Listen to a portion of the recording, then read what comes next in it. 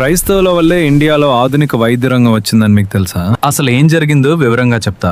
ఈ video like చేసి end వరకు చూడండి. 1498 లో పోర్చుగీస్ వాళ్ళు ఇండియాకు వచ్చారు. కొన్నాళ్లకి తమ సైనికుల కోసం మోడ్రన్ వైద్యశాలలు ఏర్పాటు చేసుకున్నారు.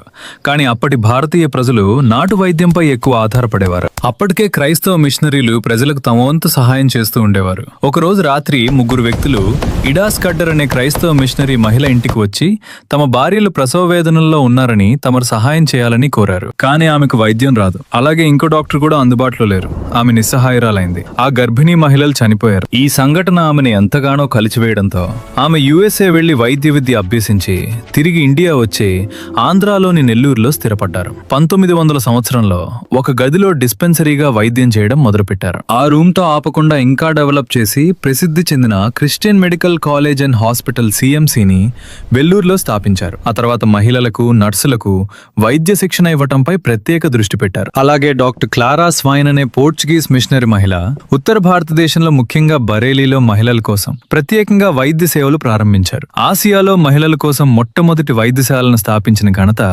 ఈమెకే దక్కుతుంది. ఇంకా చెప్పుకుంటూ పోతే ఎందరో క్రైస్తవుల కృషి ఉంది. ఈ విధంగా క్రైస్తవుల వల్లే ఇండియాలో ఆధునిక వైద్య సేవలు ప్రారంభమయ్యాయి.